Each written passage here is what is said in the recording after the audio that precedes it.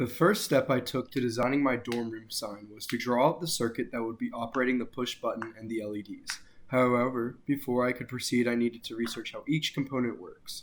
The push button serves as a normally open switch, meaning that when it is pushed down, electricity can flow through, but when it is not being held, the circuit is broken.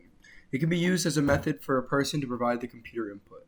Next, resistors are pieces of various materials that can be put into a circuit to act as a limit on the amount of current which passes through the circuit. Without a resistor, components in the circuit could potentially break due to current overflow. Finally, LED stands for light emitting diode. It is essentially a one-way valve for electrons that when they pass through, light of a certain wavelength is emitted. After learning about the components of the circuit, I drew it out. The main piece is the Arduino Uno, which is what everything connects to and services the processor. The battery on the left powers the components in the Arduino. The push button is connected to power and pin 2 and the input. The LEDs receive power from output pins and are grounded together. A resistor is used in conjunction with each of the closed loops to serve as a safeguard. After drawing the circuit out, I decided to create it on a solderless breadboard. This served as my test platform when running my code. In this video, I was testing code which alternated the lights on the breadboard. For the sign, I wanted it to say whether I was in the room or not.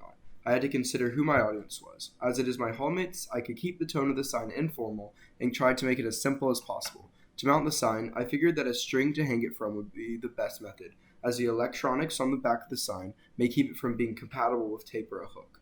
For prototyping the code, I examined the two functions of my board separately. I first looked at alternating the lights with no button input. This code alternates the two lights with a 1-second delay between switching.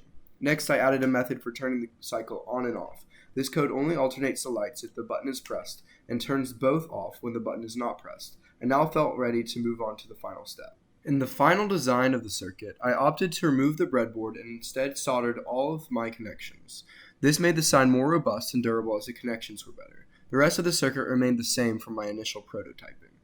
The code for the Arduino is a scaled-up version of my prototype code, where instead of having the button allow for the lights to alternate, the button now causes a single alternation.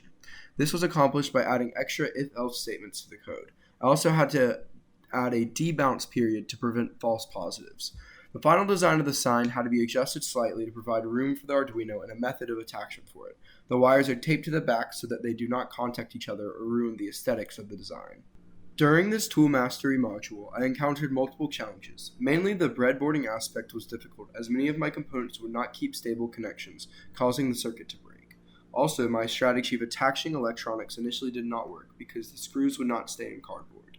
I found that bread ties worked better. Overall, I enjoyed coding and integrating the electronics